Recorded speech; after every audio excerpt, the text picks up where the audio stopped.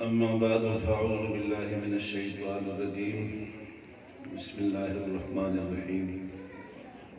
قال الله تبارك وتعالى في كلامه المجيد: ونزع الموازين القسط ليوم القيامة وأن أعمال بني آدم وقولهم يوزن. وقال مجاهد: القسطاس والعدل بالرومية. ويقال القسط مصدر المقسط وهو العادل، وأما القاسط فهو الجائر. وبه قال حدثنا أحمد بن أشكابا قال حدثنا محمد بن فزيل عن عمارة بن القعقاع عن أبي زرعة عن أبي هريرة رضي الله تعالى عنه قال: قال النبي صلى الله عليه وسلم: كلمتان حبيبتان إلى الرحمن خفيفتان على اللسان ثقيلتان في الميزان سبحان الله وبحمده سبحان الله العظيم. سبحان الله وبحمده سبحان الله العظيم. سبحان الله وبحمده سبحان الله العظيم.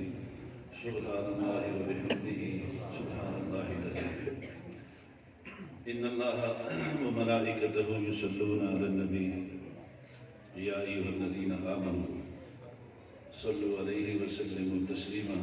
اللهم صل على محمد النبي الأمي وعلى آله وبارك وسلم تسليما كثيرا كثيرا. اللهم صل على محمد النبي الأمي وعلى آله وبارك وسلم تسليما كثيرا كثيرا. اللهم صل على محمد النبي الأمي وعلى آله وبارك وسلم تسليما كثيرا كثيرا. سبحانك لا علم لنا إلا ما علمتنا إنك أنت العليم الحكيم. رب اشرح لي صدري ويسر لي أمري واحلل عقدة من لساني يفقهوا قولي. رب زدني علما وارزقني فهما.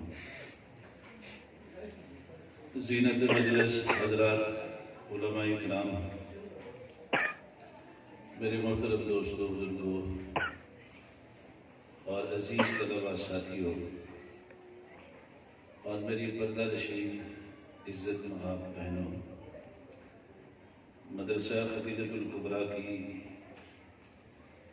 اس سالانہ تقریب میں اس ادارہ کے اس گلشن کی بہاروں کے امین حضرت قاضی غلام شبیر صاحب دامت غلام سرور صاحب دامت فیوزہم کی دعوت بوسعت عزیزم حضرت مولانا عبدالشاکر صاحب سیدہ مجدہم پہلی دفعہ اس گلشن میں حاضری کی سعادت حاصل ہو رہی ہے. یہ جو سیزن ہے یہ مدارس کا موسم بہار ہے. پورا سال مدارس میں جو قال اللہ و قال رسول کے جتنے بھی زمزمے ہیں اور جتنے بھی سبق پڑھائے جاتے ہیں ان سب کی تکمیل اس موسم میں ہوتی ہے. اور ہر مدرسے میں کہیں تکمیل بخاری شریف ہے، کہیں تکمیل مشکات شریف ہے، کہیں دستار بندی ہے، کہیں دستار فضیلت ہے، تقسیم اسناد ہے. ہمارے ملک کے طول و عرض میں الحمدللہ جگہ جگہ یہ مبارک نورانی اور مقدس محافل منعقد ہو رہی ہیں. ان مجالس کے انعقاد کے دو بڑے مقصد ہوتے ہیں. ایک مقصد تو یہ ہوتا ہے کہ پورا سال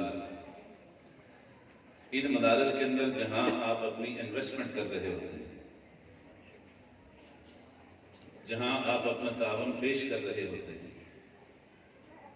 اس انویسٹمنٹ اور اس تعاون کا جو آؤٹ پٹ ہے، اس کا جو ریزلٹ ہے، وہ آپ کے سامنے رکھا جاتا ہے تاکہ آپ کو وَلِيَطْمَئِنَّ قَلْبِي حاصل ہو جائے کہ آپ کا دل مطمئن ہو جائے کہ آپ کا پیسہ صحیح مصرف میں جا رہا ہے، صحیح جگہ پہ جا رہا ہے۔ جو پیسہ آپ ادھر لگاتے ہیں یہ بھی انویسٹمنٹ ہے، لیکن یہ آخرت کی انویسٹمنٹ ہے۔ جو پیسہ آپ دنیا میں لگاتے ہیں، کوئی پلاٹ خریدتے ہیں، کوئی پیٹرول پمپ بناتے ہیں، کوئی پلازا بناتے ہیں، کوئی مکان رینٹ آؤٹ کے لیے بنا لیتے ہیں، کوئی دکانیں بنا لیتے ہیں، ایک انویسٹمنٹ وہ ہے، لیکن وہ انویسٹمنٹ بہت عارضی ہے اور فانی ہے اور یہیں رہ جانے والی ہے۔ ایک انویسٹمنٹ یہ ہے جہاں آپ خرچ کرتے ہیں اللہ کی رضا کے لیے، اس کا جو رزلٹ ہے اور اس کا جو آؤٹ پٹ ہے یہ دنیا میں بھی ملٹیپل ہو کے ملتا ہے۔ جب یہ آیت اتری تھی نا، منزل الذی یقرض اللہ قرضا حسنا، کون ہے جو اللہ کو قرض حسنا دے؟ اللہ بدلے میں دو چند کر کے اس کو واپس کرے۔ جب یہ آیت اتری تو جس ہستی پہ اتری اس سے بڑا کوئی عارف باللہ نہ دنیا میں آیا نہ کوئی آئے گا۔ اللہ کی ذات کی بھی کامل معرفت اور اللہ کی صفات کی بھی کامل معرفت رکھنے والے تھے، اللہ کی قدرت کی بھی کامل معرفت رکھنے والے تھے۔ ان کو پتا تھا کہ میرے رب کے خزانے بہت وسیع ہیں، اس سے اپنے ہاتھ دراز فرمایا، اللہم زد امتی، میرے رب میری امت کے لیے تو کچھ اضافہ فرما دے۔ تو دوسری آیت آئی، مثل الذین ينفقون اموالهم فی سبیل اللہ کمثل حبۃ انبتت سبع سنابل فی کل سنبلۃ مئۃ حبہ، پھر آگے کا واللہ یضاعف لمن یشاء۔ میرے نبی آپ اپنے امتیوں کو بتا دیں کہ اگر تم میری راہ میں خرچ کرو گے، خالصۃ لوجہ اللہ خرچ کرو گے، یعنی اللہ کی رضا کے لیے خرچ ہوگے، میں دگنا واپس نہیں کروں گا بلکہ 700 گنا کر کے واپس کروں گا۔ اچھا، جس کی نظر ہونا محدود تو وہ تو اسی پر اکتفا کر دے گا، 700 گنا، یا تو کیلکولیٹر بھی جواب دے جائے گا، کیسے اس کو ملٹیپل کریں گے، کیسے ضرب دیں گے؟ لیکن میری اور آپ کی نظر محدود ہے، تو جس ہستی نے اللہ کی زیارت کی ہو اس کے سامنے اللہ کے خزانوں کی وسعت اچھی طرح تھی، اس لیے بس نہیں فرمایا اس کو، بلکہ پھر ہاتھ اٹھا لیا، اللہم زد امتی، میرے رب میری امت کے لیے کچھ اور اضافہ کر۔ آخری آیت اللہ نے اتاری، اللہ کو بھی اپنے نبی کی جو حرص علی ثواب الامہ تھی یہ پتہ تھا کہ میرے نبی پھر ہاتھ دراز فرمائیں گے۔ تو اللہ تبارک و تعالیٰ نے آگے سے جو جواب دیا نا، وہ یہ جواب دیا، انما یوفی الصابرون اجرهم بغیر حساب۔ میرے محبوب آپ اپنے امتیوں کو بتا دیں یہ بے دریغ ہو کے خرچ کریں، یہ گن گن کے نہ خرچ کریں، بے دریغ خرچ کریں، اور تسلی اور جمع خاطر اطمینان قلبی رکھیں۔ تو جب یہ میری راہ میں خرچ کریں گے نا تو ضرب کے، جمع کے، تقسیم کے میں سارے کھاتے بند کرنے لگا ہوں، اب ان کو میں بے حد و حساب عطا کروں۔ تو بھئی دنیا میں بھی یہ معاملہ ہے اور آخرت میں تو ہے ہی ہے۔ ایک دفعہ حضور بیٹھے ہوئے تھے تو آپ صلی اللہ علیہ وسلم نے ارشاد فرمایا کہ میرے صحابہ تم میں سے کس کو اپنے مال سے زیادہ محبت ہے اور کس کو اپنے وارثوں کے مال سے زیادہ محبت ہے؟ تو صحابہ نے عرض کیا، یا رسول اللہ پہلے یہ تو پتہ چلے کہ ہمارا اپنا مال کون سا ہے اور وارثوں کا کون سا ہے۔ آپ نے فرمایا جو تم اپنی زندگی میں اللہ کی راہ میں دے جاؤ گے، وہ اپنے ساتھ لے جاؤ گے، وہ تمہارا مال ہے، اور جو جوڑ کے رکھو گے، وہ چھوڑ کے جاؤ گے، وہ تمہارے وارثوں کا ہے۔ جو دے گے وہ لے گے، جو جوڑ گے وہ چھوڑ گے، جو دے گے وہ لے گے۔ جنہوں نے بھی بھئی اللہ کی راہ میں اپنی زندگی میں دے دیا، ما عندکم ینفد وما عند اللہ باق، جو کچھ بھی تم نے اللہ کی راہ میں دیا وہ تو باقی رہنے والا ہے، اور جو کچھ تم نے اپنے پاس رکھا وہ تو فانی ہے، وہ تو فنا ہونے والا ہے۔ اس لیے میرے بزرگوں اور میرے عزیزوں اور میری عزت بہنوں، جو کچھ بھی خرچ کر دیا ہم نے اپنے ہاتھ سے اللہ کی راہ میں، وہ ایک بہت بڑی انویسٹمنٹ ہے۔ اور اصل ہماری جو انویسٹمنٹ ہے، جس کو پرسنل انویسٹمنٹ کہا جاتا ہے، جس کا میں اکیلا مالک ہوں، اس انویسٹمنٹ کے اندر میرے ساتھ نہ میرا بیٹا شریک ہے، نہ میری بیٹی شریک ہے، نہ میری بیوی شریک ہے، نہ میرے والدین شریک ہیں، باقی تو ہر چیز میں میرے ساتھ شریک ہے۔ لیکن جو کچھ میں نے اپنی زندگی میں اپنے ہاتھ کے ساتھ اللہ کی راہ میں دے دیا، مسجد میں دے دیا، مدرسے میں دے دیا، کسی اور چیریٹی پرپس میں دے دیا، کسی اور غریب مسکین یتیم بیوہ کو دے دیا، وہ خالصتاً میری اکیلی ذاتی ایک میری انویسٹمنٹ ہے، میری سرمایہ کاری ہے، اور اس سرمایہ کاری میں میرے ساتھ کوئی شریک نہیں ہے۔ اس کا سارا ریٹرن مجھے اکیلے کو ملنا ہے، اس کا سارا فائدہ مجھے اکیلے کو ہونا ہے۔ یہ پروگرام اس لیے رکھے جاتے ہیں کہ دنیا میں آپ کو اس کا نتیجہ بتایا جاتا ہے کہ جی آپ نے جو 100 روپیہ، 50 روپیہ، 500 روپے، 1000 روپیہ، 5000 روپیہ جو خرچ کیا ہے نا، اس کا رزلٹ یہ ہے کہ آج مدرسہ خدیجۃ الکبریٰ سے 11 بچیاں اصح الکتب بعد کتاب اللہ البخاری شریف اس کی تکمیل کر کے جو علم کی فضیلت ہے اس کی چادر اپنے سر پہ رکھ کے آج وہ اس مدرسے سے فارغ ہوں گی، اور وہ بچیاں آگے میدان میں جائیں گی، دین کا کام کریں گی، دین کی خدمت کریں گی، بیسیوں، سینکڑوں، ہزاروں کی ہدایت کا ذریعہ بنے گی۔ پتہ نہیں کتنے لوگ ان کی وجہ سے نمازی بنیں گے، کتنے لوگ حاجی بنیں گے، کتنے لوگ قائم اللیل بنیں گے، کتنے لوگ صائم النہار بنیں گے، کتنے باقی نیکی کے کاموں کا ذریعہ بنیں گے۔ اور یہ اس کا لامحدود اس کا پھیلاؤ ہے، لامحدود، نہ ختم ہونے والا۔ اس پورے لامحدود پھیلاؤ کا سارا اجر قیامت تک اس آدمی کو بھی ملتا رہے گا جس نے مدرسہ خدیجۃ الکبریٰ کے اندر 1 روپیہ بھی سرمایہ کاری کر رکھی ہے۔ 1 روپیہ بھی۔ ان اللہ تعالی لا ينظر الى صوركم ولا الى اموالكم ولكن ينظر الى قلوبكم۔ اللہ تمہاری صورتوں کو نہیں دیکھتے کون کتنا خوبصورت ہے۔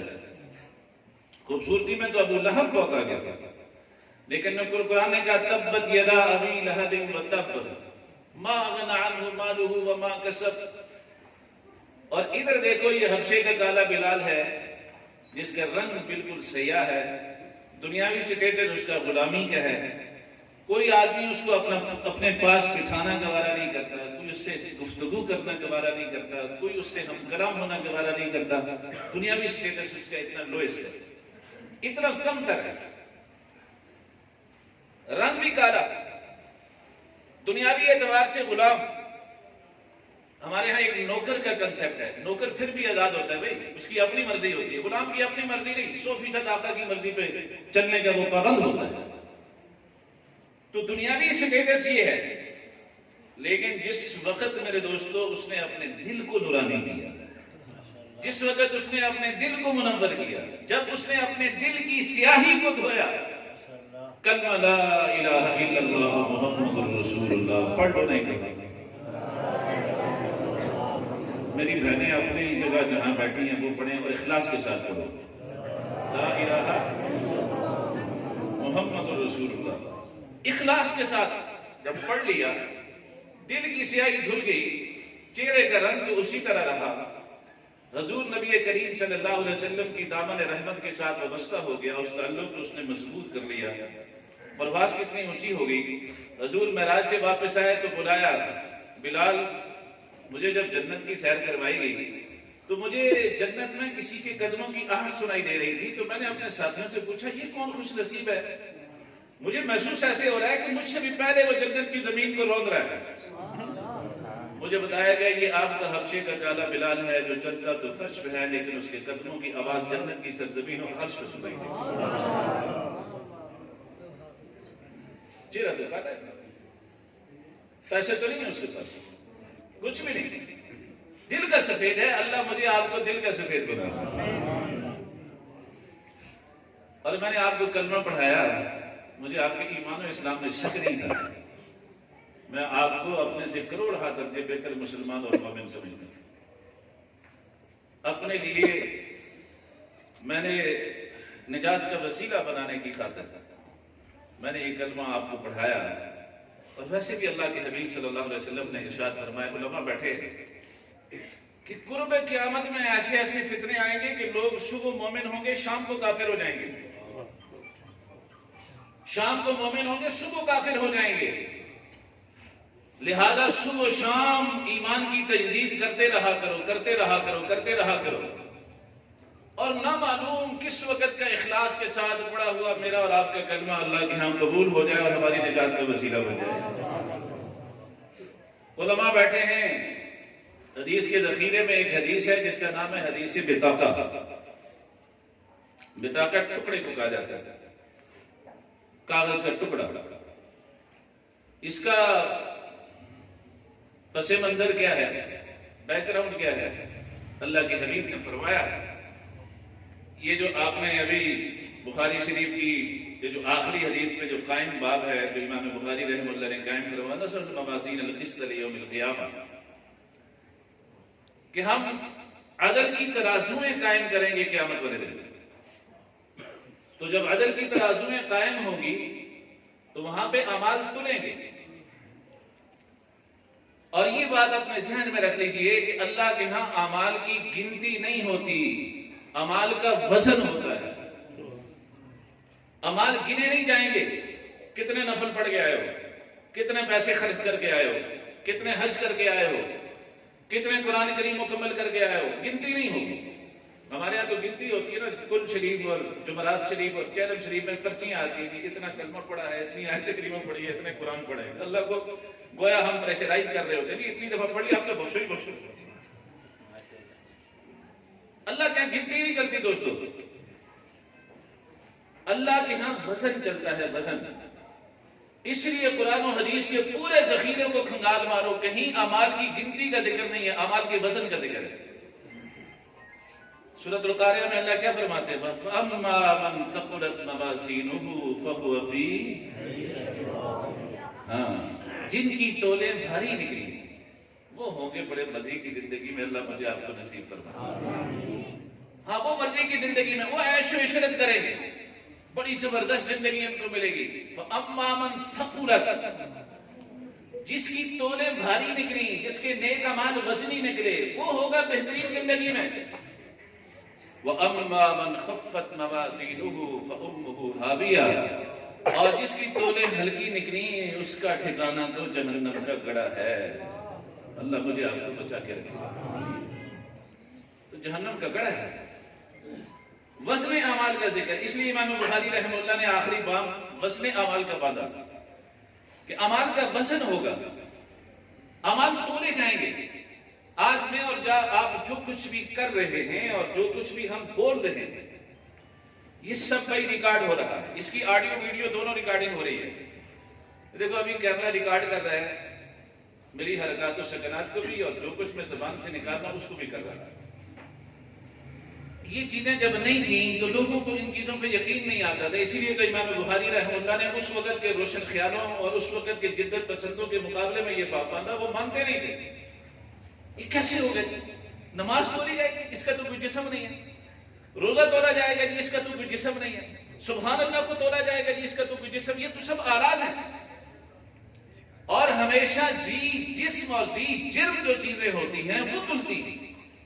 یہ کیسی تلیں گی؟ نماز کا اجازت سے کوئی وجود ہے جی. یہ اس وقت کے روشن خیال تھے، اس وقت کے جدت پسند تھے، اس وقت کے ماڈرن لوگ، اس وقت کے اپنے آپ کو ہائیلی کوالیفائڈ کہنے والے اور مدارس کو جہالت کی فیکٹریاں قرار دینے والے. یہ تسلسل آج بھی چل رہا ہے، آج بھی چل رہا ہے، ابھی تک چل رہا ہے، قیامت تک چلتا رہے گا. تو ان جدت پسندوں نے اس وقت یہ بات گڑی تھی اور ایک فوکس عقیدہ بنا لیا کہ ان کا تو جسم نہیں ہے. نماز کا کوئی علیحدہ جسم ہے نہیں، یہ کیسے تلے گا؟ روزے کا کوئی جسم نہیں ہے، یہ کیسے تلے گا؟ سبحان اللہ کا تو کوئی جسم نہیں ہے، یہ کیسے تلے گا؟ اللہ اکبر، لا الہ الا اللہ، ان کا تو جسم نہیں ہے، یہ کیسے چلیں گی یہ چیزیں؟ میرے عزیزوں اور میری بہنوں، ایک بات اپنے ذہن میں یہاں یہ بھی بٹھا دو، آپ کی توجہ ہے نا؟ ایک بات یہ بھی اپنے ذہن میں پکی کر دو، وہ کیا کہ جس وقت اللہ کی بات آئے اور جس وقت رسول اللہ کی بات آئے، وہ ہماری عقل میں آئے نہ آئے، عقل کو چھٹی دینی ہے اور اللہ اور اس کے رسول کے سامنے اپنی عقل کو غلام بنانا، عقل کی نہیں چلانی۔ آئی تھنک کا آج کل ایک فتنہ چل پڑا ہے نا، آئی تھنک، اس کی لاجک کیا ہے، اس کی لاجک کیا ہے، اس کی لاجک کیا ہے۔ یہ کالجوں میں، یونیورسٹیوں میں یہ فتنہ بہت زیادہ ہے، کیا لڑکے اور کیا لڑکیاں، ان کو اس میں مبتلا کیا جا رہا ہے، اور الیکٹرانک میڈیا جو ٹی وی ہے نا، اس کے ذریعے سے کچھ سکالر وہاں پہ آتے ہیں، وہ اس فتنے کو پروموٹ کرتے ہیں۔ فتنوں کا دور ہے نا، اس کی لاجک کیا ہے؟ اور ہم لوگ پھر لاجک کے پیچھے پڑ جاتے ہیں کہ جی ہاں اس کی لاجک تو دیکھو نا جی، وہ ہونی چاہیے کوئی نہ کوئی۔ میں ہمیشہ ایک بات کہا کرتا ہوں کہ میں مسلمان ہوں، میرے لیے سب سے بڑی لاجک یہ ہے کہ یہ اللہ کا حکم ہے اور رسول اللہ کا حکم ہے، بس اس سے بڑی لاجک ہے؟ وہ اللہ کا حکم ہے، رسول اللہ کا حکم ہے۔ اللہ کے حکم کے مقابلے میں اور رسول اللہ کے حکم کے مقابلے میں کوئی لاجک نہیں چلانی۔ اور علماء بیٹھے ہیں، ذرائع علم تین ہیں جن کو سورس آف نالج کہا جاتا ہے، وہ تین ہیں، حواس خمسہ، عقل اور وحی۔ عام انسانوں کے پاس ذرائع علم دو ہوتے ہیں، حواس خمسہ اور عقل، لیکن انبیاء علیہ السلام کے پاس جو ذرائع علم ہیں وہ تین ہوتے ہیں، حواس خمسہ بھی ہیں، عقل بھی ہیں، اور ایک ذریعہ علم ایسا ہے جو سب سے زیادہ مستند، معتبر اور معتمد ہوتا ہے، وہ ہے وحی۔ اس لیے ساری مخلوق کا علم، اس میں غلطی کا امکان ہے، اس کو چیلنج کیا جا سکتا ہے۔ میرے اور آپ کے حواس غلطی کھا سکتے ہیں، میری اور آپ کی عقل غلطی کھا سکتی ہے۔ انبیاء علیہ السلام کے حواس بھی غلطی نہیں کھاتے اور ان کی عقل بھی غلطی نہیں کھاتی، کیونکہ اس کے اوپر وحی کی رہنمائی ہوتی ہے، وحی کی رہنمائی ہوتی ہے۔ اس لیے نبی کے علم کو چیلنج کرنے کی اجازت، وہ نان چیلنجیبل ہوتا ہے، اس کو نہیں چیلنج کیا جا سکتا، اس میں شک و شبے کی گنجائش نہیں ہے، وہ ہر قسم کے شک و شبے سے بالکل بالاتر ہوتا ہے۔ اور جن لوگوں نے نبی کے اوپر جتنا اعتماد کے ساتھ میرے دوستو ایمان قبول کیا، اللہ نے اس امت میں سب سے بڑا مرتبہ انہی کو عطا فرمایا ہے۔ انبیاء کے بعد سب سے مقدس جماعت صحابہ کی ہے، لیکن صحابہ میں سب سے معتبر اور سب سے عظیم، جن کو افضل البشر بعد الانبیاء کہا جاتا ہے، وہ سیدنا ابو بکر ہیں۔ ان کا لقب صدیق اکبر ہے، ہیں تو سارے ہی صدیق اکبر، لیکن ان کو صدیق اکبر لقب دیا گیا کہ وہ لقب ان کی ذات کے ساتھ بطور علم کے مشہور ہو گیا کہ جب بھی آپ صدیق اکبر کا نام لیں گے، عمر کی طرف ذہن نہیں جائے گا، صدیق اکبر تو وہ بھی ہیں، عثمان کی طرف ذہن نہیں جائے گا، صدیق اکبر تو وہ بھی ہیں، علی کی طرف ذہن نہیں جائے گا، صدیق اکبر تو وہ بھی ہیں، معاویہ کی طرف ذہن نہیں جائے گا، صدیق اکبر تو وہ بھی ہیں، فوراً ذہن جائے گا ابو بکر کی طرف۔ اور کیوں جائے گا؟ یہ صحابہ میں وہ واحد ہستی ہیں، جب حضور نے اعلان نبوت کیا سب نے دلیلیں مانگی، یہ واحد ہستی ہے جنہوں نے کہا کوئی دلیل بھی نہ ہو میں پھر بھی مانتا ہوں۔ یہ معراج کا واقعہ سراسر عقل کے خلاف ہے، نظر آتا ہے۔ معراج کا واقعہ سید احمد خان نے اسی لیے انکار کر دیا تھا، جس کو ہمارے اسکول کے نصاب میں بڑا مذہبی لیڈر بنا کے پیش کیا جاتا ہے۔ سید احمد خان کا نام سنا جی؟ دیکھا بھی ہے، کہتے ہیں کہ اس کی داڑھی بڑی تھی، تو داڑھی تو سکھوں کی بھی بڑی ہوتی ہے، اور اس کی بڑی داڑھی رکھنے کا سبب اتباع سنت رسول نہیں تھی، بلکہ نیچے اس کا گڑڑ تھا، اس گڑڑ کو چھپانے کے لیے بڑی داڑھی اس نے رکھی ہوئی تھی۔ برصغیر پاک و ہند میں انکار حدیث کی بنیاد اس شخص نے رکھی تھی، معراج جسمانی کا انکار کر دیا۔ عقل نہیں مانتی، کیونکہ سائنس یہ کہتی ہے کہ زمین اور آسمان کے درمیان ایک کرۂ نار ہے، پھر ایک کرۂ زمہریر ہے۔ کرۂ نار میں اتنا زیادہ ٹمپریچر ہے کہ کوئی چیز قریب بھی پہنچتی ہے تو جل کے راکھ ہو جاتی ہے، کراس کیسے کرے گی؟ یہ عقلی دلیل ہے، یہ لاجک ہے۔ قرآن سماریر اتنا زیادہ یخ ہے، اتنا مائنس میں ہے اس کا ٹمپریچر کہ قریب اگر کوئی چیز پہنچتی ہے تو منجمد ہو کے ختم ہو جاتی ہے کہ داخل کیسے ہوں گے، گزریں گے کیسے۔ اور ساتھ یہ بھی مانتے ہیں کہ آدم علیہ السلام پہلے آسمانوں پہ تھے اور پھر اتر کے نیچے زمین پہ آئے، ساتھ یہ بھی مانتے ہیں۔ تو اگر آدم آسمانوں پہ تھے، وہ اتر کے زمینوں میں آئے، تو وہ بھی تو قرآن زماریر سے گزرے ہوں گے نا، وہ بھی تو قرآن نار سے گزرے ہوں گے نا۔ تو درجہ حضرت آدم کا بڑا ہے یا میرے اور آپ کے نبی کا بڑا ہے؟ بولو نا بھائی، جن کا یہ عقیدہ ہے وہ تو بولو، جن کا نہیں وہ خاموش رہو۔ درجہ آدم کا بڑا ہے یا حضور کا بڑا ہے؟ جد امجد تو حضرت آدم ہی ہیں، لیکن درجہ کس کا بڑا ہے؟ کبھی کبھی بیٹے کا درجہ باپ سے آگے ہو جاتا ہے بھائی، مرتبہ عمر کے اعتبار سے اور دنیا میں آنے کے اعتبار سے وہ تو اپنی جگہ پہ ہے، اس کو تو کوئی بھی تاخر میں نہیں لے کے جا سکتا، وہ تو اپنی جگہ پہ برقرار ہے۔ لیکن درجہ اللہ نے حضرت محمد صلی اللہ علیہ وسلم کو عطا کیا۔ اگر حضرت آدم اسی کرہ سے صحیح سلامت، کرہ زماریر اور کرہ نار سے صحیح سلامت زمین پہ اتر سکتے ہیں، تو جو سرتاج الانبیاء ہیں، جو امام الانبیاء والمرسلین ہیں، جو سید الاولین والآخرین ہیں، جو وجہ کائنات ہیں، جو مقصود کائنات ہیں، تو کیا وہ نہیں گزر سکتے تھے؟ اللہ ان کو نہیں گزار سکتا تھا؟ جس اللہ نے آدم کو صحیح سالم ان کروں سے گزارا، وہی رب اپنے حبیب کو صحیح سالم عافیت کے ساتھ گزار کے اپنے پاس عرش معلیٰ پہ لے گیا اور صحیح سالم واپس اتار کے اپنے گھر میں چھوڑ گیا۔ مشکل ہی کیا مشکل ہے؟ اس کے لیے دیکھو مشکل ہے۔ تو عقل کے ذریعے، عقل نہیں مانتی، عقل نہیں مانتی، عقل نہیں مانتی، عقل کو چھٹی دو۔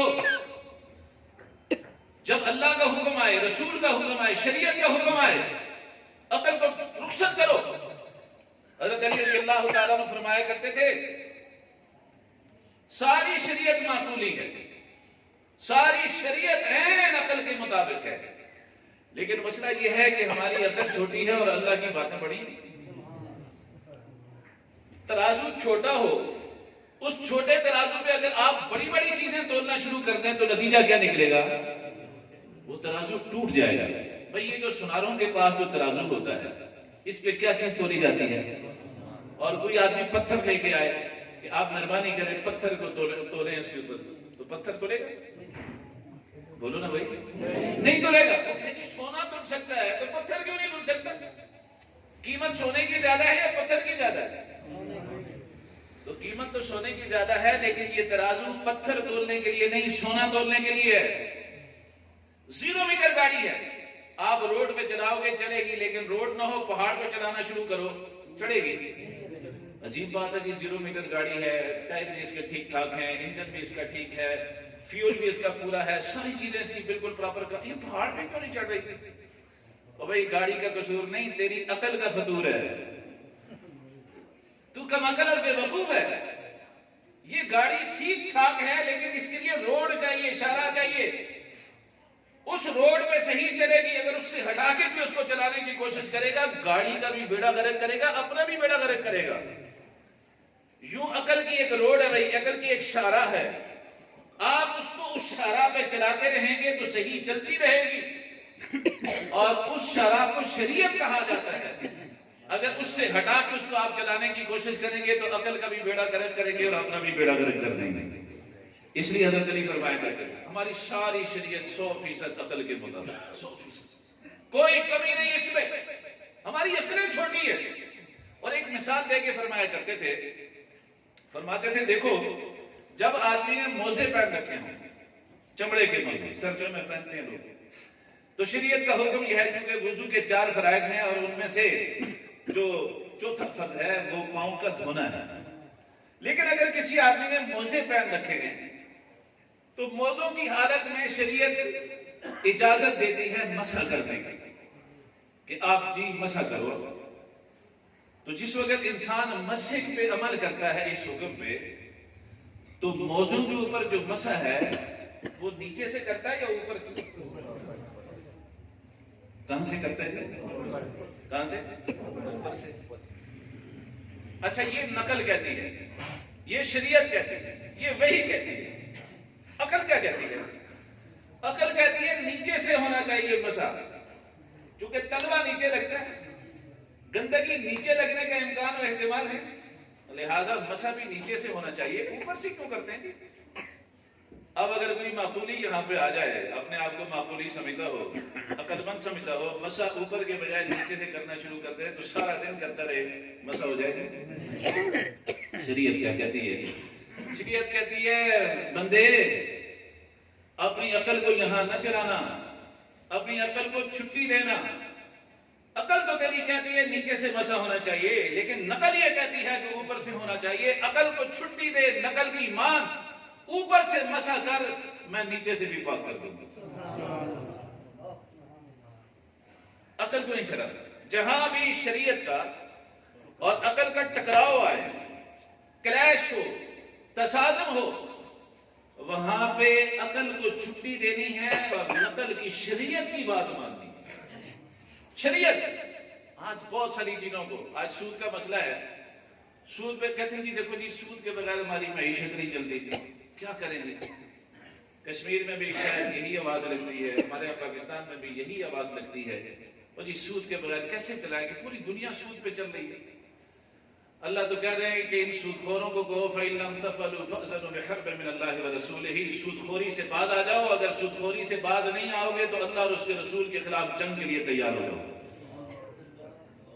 أَحَلَّ اللَّهُ الْبَيْعَ وَحَرَّمَ الرِّبَا، اللہ سود کو حرام کر چکا، اللہ تبارک و تعالیٰ تجارت کو حلال کر چکا، اس کے قریب بھی نہ جاؤ۔ اور اللہ کے حبیب صلی اللہ علیہ وسلم نے فرمایا ربن درہما یقتلہ الرجل وهو يعلم انه ربن اشد من 36 زنیۃ، اگر ایک آدمی 1 روپیہ سود کا کھاتا ہے، 1 روپیہ، درہم کی جگہ آپ روپیہ سمجھ لو کہ بات سمجھنے میں آسانی ہو، ربن درہما یقتلہ الرجل وهو يعلم انه ربن، 1 روپیہ سود کا کھاتا ہے اور اس کو پتا ہے میں سود کا پیسہ کھا رہا ہوں۔ یہ ہمارے ہاں جتنا بھی کنونشنل بینکنگ سسٹم ہے، فکس ڈپازٹ ہے، پی ایل ایس اکاؤنٹ ہے، جی نیشنل سیونگ سکیمز ہیں، یہ جتنا لاٹری سسٹم ہمارے ہاں ہے، یہ سب سود کی مختلف شکلیں ہیں، یہ ساری مختلف اشکال ہیں اس کی، یہ سب اس کے مختلف ٹائٹل ہیں میرے دوستو، پیچھے کام ایک ہی ہے، سود۔ اللہ کے حبیب صلی اللہ علیہ وسلم نے فرمایا جو آدمی 1 روپیہ سود کا کھاتا ہے اور اس کو پتا ہے میں سود کا پیسہ کھا رہا ہوں، جی میں ریٹائر ہو گیا، مجھے جی ٹی فنڈ مل گیا، اب میں نے باقی زندگی گزارنی ہے، اس کو نیشنل سیونگ میں نے اس کو سیو کروا دیا، اس کو فکس کروا دیا، ہر مہینے اس سے سود ملتا ہے، اس کو مارک اپ یا اس کو پروفٹ کے نام سے لیا جاتا ہے اور دیا جاتا ہے۔ کان کھول کے سن لیجئے، یہ خالصتاً حرام ہے اور خنزیر کے گوشت سے بھی زیادہ پلید اور نجس ہے۔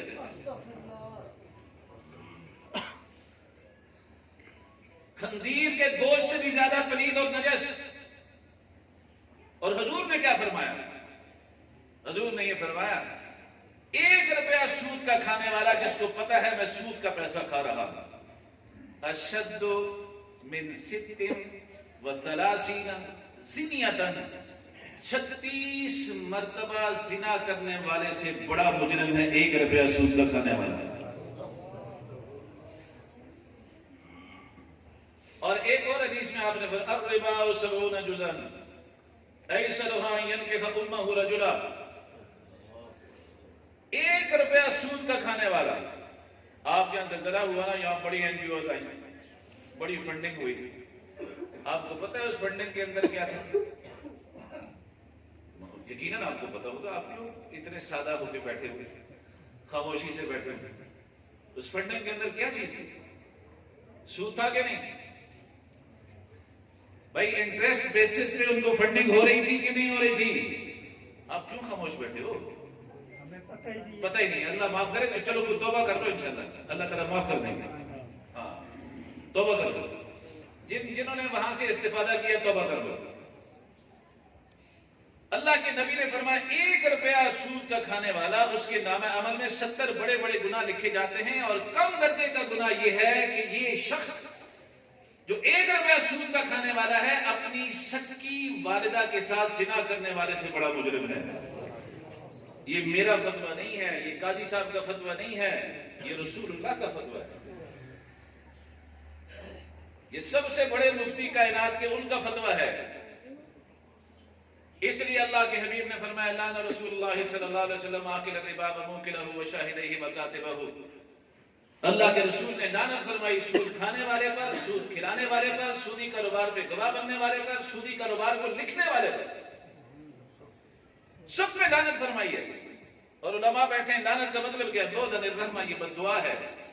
آپ ماں باپ کی بد دعا سے بچتے ہو تو رسول اللہ کی بد دعا سے کیوں نہیں بچتے ہو؟ یہ تو رسول اللہ کی بد دعا ہے۔ استاد کی بد دعا سے بچتے ہو، شیخ کی بد دعا سے بچتے ہو، ماں کی بد دعا سے بچتے ہو، باپ کی بد دعا سے بچتے ہو، اپنے حقداروں کی بد دعا سے بچتے ہو۔ حضور سے بڑا کوئی حقدار ہے؟ حضور سے زیادہ مقبول دعا ہے؟ حضور سے زیادہ کوئی مستجاب الدعوات ہے؟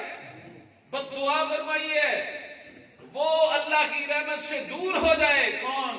سود کھانے والا، سود کھلانے والا، سودی کاروبار لکھنے والا، سودی کاروبار پہ گواہ بننے والا، یہ سارے اللہ کی رحمت سے دور ہو جائیں۔ اللہ مجھے آپ سب کو معاف فرمائے۔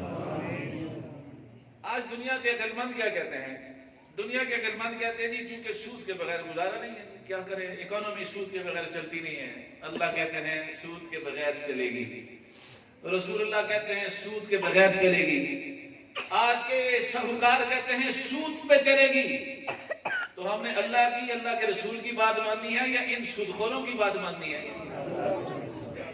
تو آج اس پروگرام میں آپ وعدہ کریں کہ انشاءاللہ آج کے بعد ہم کسی ایسی مہم کا حصہ نہیں بنیں گے جس میں سود انوالو ہوگا۔ کیا خیال ہے جی؟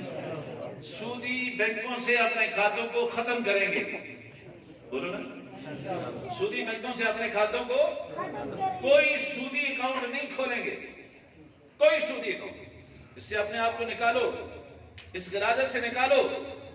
یہ آج ہماری نسلوں میں یہ پرانے بزرگ بیٹھے ہوئے ہیں، ہماری تو اتنی عمر نہیں ہے، 71 کی پیدائش ہے، یہ بزرگ بیٹھے ہوئے ہیں، حضرت قاضی صاحب بھی ماشاءاللہ کافی عمر کے ہیں، اور بھی بڑے بزرگ یہاں پہ بیٹھے ہوئے ہیں۔ میں ان سے پوچھنا چاہوں گا، میرے بزرگوں یہ بتاؤ کہ آج سے 30-35 سال پہلے کوئی نوجوان لڑکا بھی ننگے سر اپنے بزرگوں کے سامنے آتا تھا؟ جی نہیں آتا تھا، نہیں آتا تھا، نہیں آتا تھا۔ ابا جی بیٹھے، دادا جی بیٹھے، چچا جی بیٹھے، تایا جی بیٹھے، ماما جی بیٹھے، نہیں آتے تھے بھائی، حیات ہی ان کے۔ آج تو لڑکے کیا لڑکیاں ننگے سر نہیں، نیم برہنہ پھر رہی ہیں اپنے بڑوں کے سامنے، نیم برہنہ۔ باپ کے سامنے گھوم رہی ہے بیٹی، بھائی کے سامنے گھوم رہی ہے بہن، جی ماموں کے سامنے بھاجی، چچا تایا کے سامنے اس کی بھتیجی، صرف ننگے سر نہیں، نیم برہنہ گھوم رہی ہیں۔ نہ باپ کی غیرت ٹس سے مس ہوتی ہے، نہ اس بچی پہ کوئی اثر پڑتا ہے، نہ اس کو اس بات کی کوئی فکر لائق ہوتی ہے۔ اتنا بڑا انقلاب یہ 30-35 سالوں میں کیوں آیا؟ یہ کیوں آیا؟ اس کی دو بڑی وجہ ہیں بھائی، دو بڑی وجہ ہیں۔ یہ آج بچیوں کو چادر اور چاردیواری سے کس چیز میں باہر نکالا؟ آج بچوں اور بچیوں میں بغاوت کا عنصر کیوں زیادہ ہے؟ ماں باپ کیوں پریشان ہیں اپنے بچوں اور بچیوں کے ہاتھوں؟ بڑے بڑے شریف خاندانوں کی عزتوں کو بٹا کیوں لگ گیا ان کی اپنے گھر میں پروان چڑھنے والی ان کی بیٹیوں کے ذریعے سے؟ کیوں ان کی عزتیں نیلام ہو گئیں اور رل گئیں؟ اس کی دو بڑی وجوہات ہیں۔ ایک وجہ ٹی وی، ایک وجہ بولو نا ٹی وی، یہ ٹی وی نہیں، یہ ٹی وی، ہاں ایک وجہ یہ ٹی وی گھر میں داخل ہوا، اس ٹی وی کے ذریعے سے غیروں کا کلچر ہمارے گھر کے اندر داخل ہوا، غیروں کا کلچر، کافروں کا کلچر، بے حیائی اور بغیرتی کا کلچر، یہ ہمارے گھروں میں داخل ہوا، ہمارے بیڈ روموں میں داخل ہو گیا۔ پہلے ہر گھر میں ایک کمرہ نماز کے لیے بنایا جاتا تھا جس کو مصلی البیت یا مسجد البیت کہا جاتا تھا، علماء سے پوچھا۔ اب کسی گھر کے نقشے میں مسجد البیت ہوتا ہے؟ گھر کا مصلی ہوتا ہے؟ اس مصلی البیت اور مسجد البیت کی جگہ پہ کیا چیز آ گئی؟ T V lounge. دیکھو نا کیسے شکل میں زہر ملا کے دیا. T V lounge. وہ ٹی وی لاؤنج آ گیا. اب اس ٹی وی لاؤنج کے اندر باپ بھی بیٹھا ہے، ماں بھی بیٹھی ہے، بیٹی بھی بیٹھی ہے، بیٹا بھی بیٹھا ہے، اور سامنے ٹی وی پہ پروگرام چل رہا ہے، کوئی ڈرامہ چل رہا ہے، کوئی فلم چل رہی ہے، کوئی میرے دوستوں خبریں چل رہی ہیں، ان میں نیوز کاسٹر بیٹھی ہوئی ہے، ایون کہ کوئی مذہبی پروگرام چل رہا ہے، اس میں جس وجہ سے میرے دوستوں بریک آتی ہے اور اس میں کمرشل ایڈ چلتے ہیں. ان اشتہارات کے اندر نیم برہنہ لڑکیوں کو نچایا جاتا ہے. باپ بھی دیکھ رہا ہوتا ہے، ماں بھی دیکھ رہی ہوتی ہے، بیٹا بھی دیکھ رہا ہوتا ہے، بیٹی بھی دیکھ رہی ہوتی ہے. کوئی ٹس سے مس نہیں ہوتا. ایک تو یہ سحر ہمارے اندر داخل کیا. یہ سحر جب یہ سحر داخل ہوا نا، جب ہم نے ان چیزوں کو دیکھا دیکھا دیکھا دیکھا دیکھا تو کسی برائی کو اگر دیکھو تو اللہ کے نبی نے فرمایا من رأى منکم منکرا فلیغیرہ بیدہ فإن لم یستطع فبلسانہ وإن لم یستطع فبقلبہ ذلک اضعف الایمان. جب کسی منکر کو، کسی برائی کو، کسی بے حیائی کو، کسی اللہ اور اس کے رسول کی نافرمانی کو ہوتا ہوا دیکھو تو اگر تمہارے اندر استعداد ہے تو ہاتھ سے روکو. میرے گھر میں جو اللہ کی نافرمانی ہو رہی ہے میں اس کو ہاتھ سے روک سکتا ہوں کہ نہیں؟ بولو بھائی. آپ کے گھر میں جس کے آپ سب پرست ہیں، اس گھر میں اللہ اور اس کے رسول کی جو نافرمانی ہو رہی ہے آپ ہاتھ سے روک سکتے ہیں کہ نہیں روک سکتے؟ پہلا منصب تو یہ تھا کہ ہم اپنے ہاتھ سے روکتے، اس خباثت کو آنے ہی نہ دیتے. ہم نے ہاتھ سے نہیں روکا. آ گئی کیا کریں جی، بچوں کا پریشر ہے، وہ جی بچے دوسرے گھروں میں چلے جاتے ہیں، ٹھیک ہے جی، اس لیے ان سے ہم نے مجبور ہو کے ہم نے اس خباثت اور اس غلاظت کو اپنے گھر میں آنے دیا. شروع میں طبیعت میں تقدر ہوتا تھا کہ ابا جی ٹی وی نہیں دیکھتے، پھر آہستہ آہستہ خبریں سننا شروع کر دی، پھر آہستہ آہستہ ٹاک شو دیکھنے شروع کر دیے، پھر مذہبی پروگرام دیکھنے شروع کر دیے، پھر ان پروگراموں کے اندر ساتھ ساتھ یہ کمرشل ایڈ چلتے ہیں. اور شروع میں تو طبیعت میں تھوڑا تقدر ہوا کہ کسی لڑکی کا اشتہار آ گیا یا کوئی لڑکی نیم برہنہ آ گئی، طبیعت میں بوجھ بڑھ گیا. لیکن پھر آہستہ آہستہ آہستہ آہستہ کرتے کرتے وہ بوجھ بھی اترنا شروع ہوا، پھر یوز ٹو ہو گئے. اور پھر ایک وقت یہ آیا کہ پہلے دل میں تھوڑا سا یہ کبھی کبھی خیال آتا تھا کہ یہ کام ٹھیک نہیں ہو رہا، لیکن دیکھ دیکھ کے سن کے دیکھ دیکھ کے وہ خیال بھی ختم ہو گیا.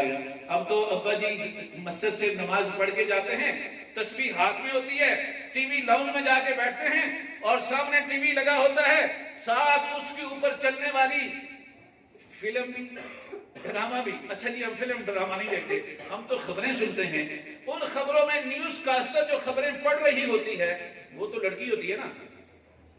لڑکی ہوتی ہے کہ نہیں ہوتی؟ ہر نیوز میں لڑکی ہوتی ہے، نیوز کاسٹر ہر ایک میں. مجھے بتائیے وہ آپ کی محرم ہے؟ بولو نا.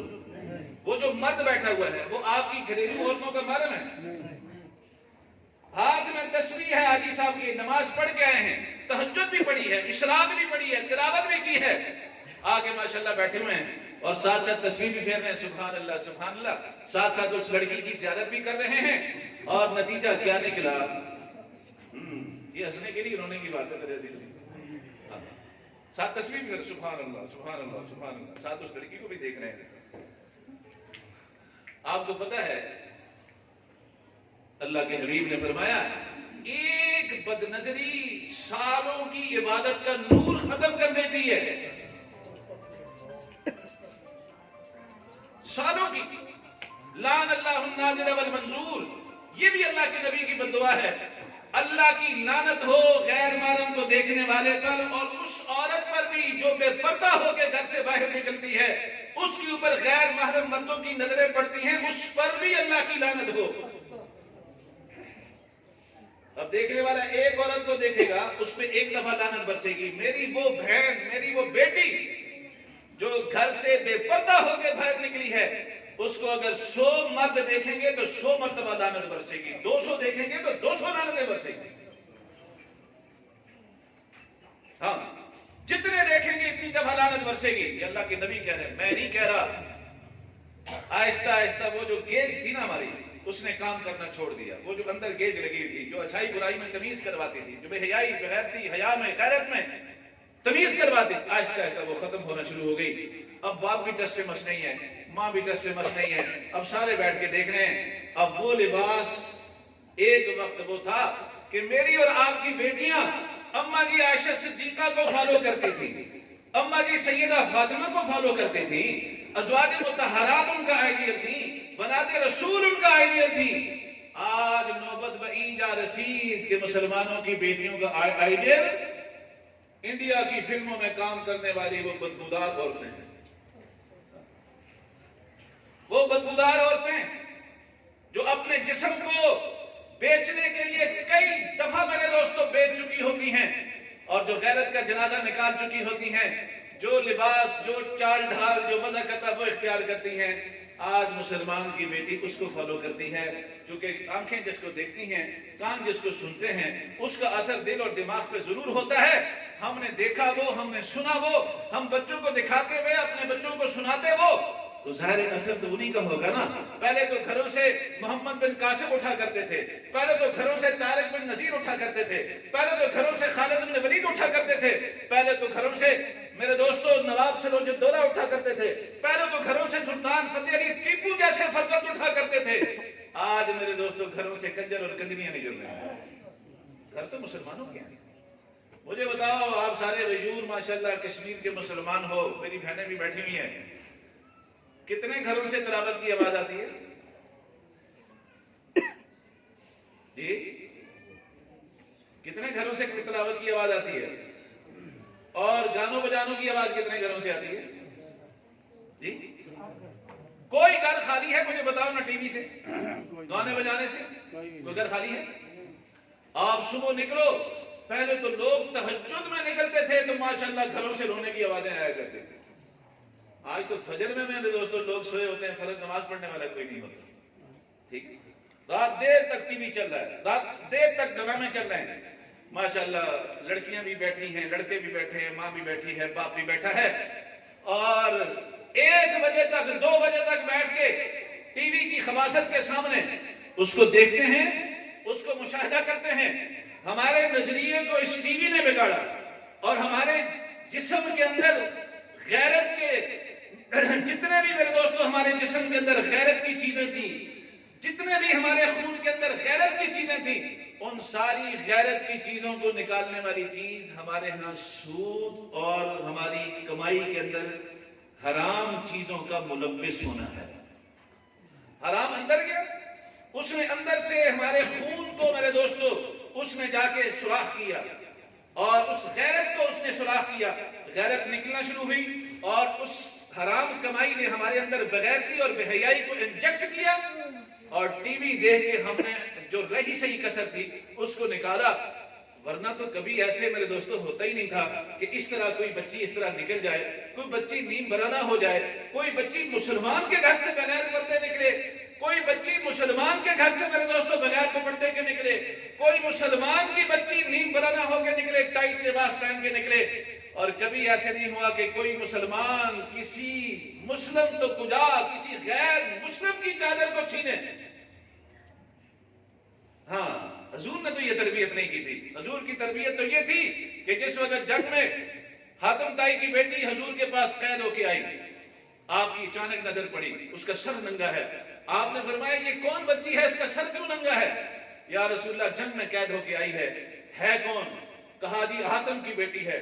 آپ نے فرمایا حاتم وہ جو سخی سخاوت میں مشہور تھا, ہاں جی اس کی بیٹی ہے. آپ خود اٹھے, آپ نے اپنی رحمت والی چادر اتاری اور اپنے ہاتھوں کے ساتھ اس بچی کے سر پہ ڈالا. یہ ہمارے نبی کی تعلیم. یہ لٹیرے عزتوں کے کہاں سے پیدا ہو گئے؟ نام مسلمان ہے, ڈاکو عزتوں کے.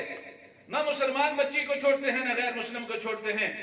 صحابہ نے جب یہ دیکھا تو تھوڑا سا طبیعت میں اس وجہ سے تقدر ہوا, یہ غیر مسلم ہے, اس کا جسم پلید ہے, اور حضور کی پاکیزہ چادر, پاک چادر اس کے پلید جسم پہ پڑ گئی. یہ محبت کی باتیں ہوتی ہیں بھائی. اس لیے تھوڑا سا ان کے دل کے اندر شاید یہ بات گزری, آپ نے ان کے چہروں کو پکڑ لیا اور کیا فرمایا؟ آپ نے فرمایا میرے صحابہ سنو, البنت بنت ولو بنت الکافر, بیٹی تو بیٹی ہوتی ہے خواہ کافر کی کیوں نہ, بیٹی تو بیٹی ہوتی ہے. پھر اس بچی کو اپنے قریب بلایا, اور کہا میری بیٹی جنگ میں جو قید ہو کے آتے ہیں نا، مرد ہوں تو غلام بنتے ہیں، عورتیں ہوں تو لوڈیاں بنتی ہیں، باندیاں بنتی ہیں، ان کی اپنی مرضی نہیں چلتی تھی۔ لیکن تیرا باپ بڑا سخی تھا، اس کی سخاوت کے بڑے چرچے ہیں، اور سخاوت میں اس کا نام ضرب المثل ہے۔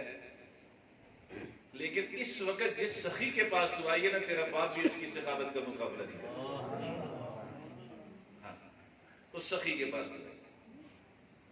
میری بیٹی تیرے ساتھ عام قیدیوں والا سلوک نہیں ہوگا، جو تو چاہے گی وہ ہوگا۔ تو حضور کے اس نے سلوک سے بڑی متاثر تھی، کہنے لگی میرا بھائی ہے، اس کا نام عدی ہے، وہ جنگ کے ہنگامے میں مجھ سے بچھڑ گیا اور میرا خیال سے وہ ادھر کہیں چھپ گیا۔ میری خواہش ہے کہ میں اپنے بھائی کے پاس واپس چلی جاؤں۔ آپ نے فرمایا جیسے تو چاہے گی ویسے سے۔ آپ نے اپنے 2 صحابیوں کو بلایا، کہ جاؤ اس بہن کو اس کے وطن میں پہنچاؤ، صرف پہنچانا نہیں ہے، وہاں جا کے اس کے بھائی کو تلاش کرنا ہے، اس کا ہاتھ اس کے بھائی کے ہاتھ میں دے کے۔ یہ بات ہے مدینہ کی، اور یمن سینکڑوں میل کا فاصلہ ہے، ٹھیک ہے۔ یہ 2 نوجوان صحابی اس نوجوان لڑکی کو اپنے ساتھ لے کے نکلے، اور کئی دنوں کا فاصلہ طے کر کے، رات کی تاریکیاں بھی آئی، دن کے اجالے بھی آئے، سناٹا بھی آیا، ویرانے بھی آئے، پہاڑ بھی آئے، صحرا بھی آئے، تنہائیاں ہی تنہائیاں، خلوتیں ہی خلوتیں۔ جب یہ لوگ یمن میں پہنچے، بھائی کو تلاش کیا اور بھائی کے حوالے کی اس کی بہن، اب وہ اپنی بہن کو بھی دیکھ رہے ہیں، ساتھ آنے والے 2 نوجوان کڑیل مردوں کو بھی دیکھ رہے ہیں، تو بار بار ان کو بھی دیکھ رہا ہے، بہن کو بھی دیکھ رہا ہے، ان کو بھی دیکھ رہا ہے، بہن کو بھی دیکھ رہا ہے۔ تو مہمانوں کو بٹھایا اور بہن کو علادہ لے گیا، حال حوال پوچھا، خیر خیریت پوچھی، میری بہن بتاؤ راستے میں کوئی تکلیف تو نہیں ہوئی؟ نہیں بھائی جان کوئی تکلیف نہیں۔ پھر بھی میری بہن کوئی تکلیف تو نہیں ہوئی، کوئی پریشانی تو نہیں ہوئی؟ میں کہا نہیں کچھ بھی نہیں، کچھ بھی نہیں، کچھ بھی نہیں۔ جب وہ بتکرار پوچھ رہا تھا تو حاتم کی بیٹی کہنے لگی میرے بھائی شاید تیرا ذہن جس طرف جا رہا ہے نا، میں تجھے بتانا چاہتی ہوں اللہ کی قسم یہ محمد کے ساتھ ہے، یہ محمد کے تربیت یافتہ ہے، اللہ کی قسم میری عزت کو تجھ سے تو خطرہ ہو سکتا ہے، محمد کے غلاموں سے کوئی خطرہ نہیں۔ یہ ہے حضور کی تربیت، یہ ہے حضور کا سبق، یہ ہے حضور نبی کریم صلی اللہ علیہ وسلم کی روشن تعلیم۔ آج کدھر ہم بھول گئے؟ آج کہاں چلے گئے ہم؟ آج ہم کجا مانت مسلمانی، جو کفر از کعبہ برخیزت، کجا مانت مسلمانی؟ جب کفر کعبے سے نکلنا شروع ہو جائے گا تو اسلام کدھر سے آئے گا؟ جب یہ خبیث حرکات مسلمانوں سے نکلنا شروع ہو جائیں گی تو اسلام کا جو اصل چہرہ ہے وہ کون پیش کرے گا بھائی؟ بات بہت لمبی ہو گئی، میں بات ختم کرنا چاہتا ہوں کیونکہ میرا وقت پورا ہو گیا، جتنا وقت مجھے دیا گیا تھا۔ تو میرے ساتھ یہ وعدہ کرو کہ سودی معاملات سے انشاءاللہ ہم اپنے آپ کو نکالیں گے نا انشاءاللہ۔ اس سے پہلے جو کچھ ہو گیا توبہ کرو پکے دل سے، سچے دل سے کہ اللہ ہمیں معاف فرما دے، ٹھیک ہے؟ آئندہ کسی اس طرح کے کھاتے میں اپنے آپ کو ملوث۔ اور ایک درخواست میری اور ہے، اس ٹی وی کی لعنت سے اپنے آپ کو چھڑاؤ۔ اے بڑا مشکل سوال ہے یہ، گھر والے نہیں منن لگے، بیگم نہیں منن لگے، بچے نہیں منن لگے، بڑا مشکل سوال ہے۔ ان چیزوں نے ہماری غیرت کا جنازہ نکالا، تو ارادہ تو کر لو نا کہ انشاءاللہ اس ٹی وی کی لعنت کو بھی ہم اپنے گھروں سے نکالیں گے۔ ارادہ کرو سارے ماشاءاللہ کہ انشاءاللہ اس ٹی وی کی لعنت کو بھی ہم اپنے گھروں سے، ہاں اس کو ابھی نکال لو، ابھی بھی وقت ہے، ورنہ وہ وقت آنے والا ہے کہ اس ٹی وی نے ہمارا ایمان بھی نکال دینا ہے۔ جس کی حیا نکل جاتی ہے اس کا ایمان بھی نکل جاتا ہے۔ الحیاء والایمان متلازمان اذا خرج احدهما خرج الاخر، یہ دونوں آپس میں لازم ملزوم ہے، جب ان میں سے کوئی ایک چیز نکلتی ہے دوسری ساتھ ہی نکل جاتی ہے۔ تو میں عرض یہ کر رہا تھا کہ ونزع الموازین القسط پہ میں بات عرض کر رہا تھا کہ ایک آدمی اللہ کے سامنے پیش ہوگا، عدل کی ترازو میں لگی ہوں گی اور پیش ہوگا، اور اس کو 99 دفتر گناہوں کے دکھائے جائیں گے، انبار لگا ہوگا، انبار وہ دیکھے گا تو اس کو یقین ہو چلے گا کہ اب تو میری کسی صورت میں بھی بچت ممکن نہیں ہے، میں تو گیا جہنم۔ بڑا پریشان ہو جائے گا۔ اللہ فرمائیں گے میرے بندے آج میں کسی کے ساتھ ظلم نہیں کروں گا، یہ تو 99 دفتر تیرے گناہوں کے ہیں اور ایک نیکی بھی ہے تیری میرے پاس، تو جا وہ سامنے میزان عدل قائم ہے، عدل کی ترازو میں لگی ہوئی ہیں، وہاں پہ تیرے گناہ بھی تولے جائیں گے اور تیری نیکی بھی تولی جائے گی۔ وہ کہے گا یا اللہ اتنے بڑے گناہ اور ایک نیکی، تو نتیجہ تو بالکل سامنے ہے، تو میں طلباء کے مزید رسوا ہو جاؤں گا، ادھر سے ہی میرا فیصلہ تمام کرو۔ اللہ فرمائیں گے نہیں، تیرے ساتھ ظلم نہیں ہوگا، وہ سامنے جا میزان عدل دے، اور پھر اس کو ایک کاغذ کا ٹکڑا نکال کے دیا جائے گا، جس کو بطاقہ، یہاں سے بات چلی تھی نا، تو بطاقہ اس کو دیا جائے گا، ٹکڑا نکال کے دیا جائے گا۔ وہ کہے گا یا اللہ یہ میرے ساتھ اتنی مذاق کیوں ہو رہی ہے، یہ کاغذ کا چھوٹا سا ٹکڑا اتنے انبار پہاڑوں جتنے، یہ نتیجہ تو بالکل ظاہر بہر ہے، تو لوایا کیوں جا رہا ہے، میں تو مزید رسوا ہو جاؤں گا، وہاں تو اور لوگ بھی ہوں گے۔ اللہ فرمائیں گے جا جو میں کہہ رہا ہوں وہ کر۔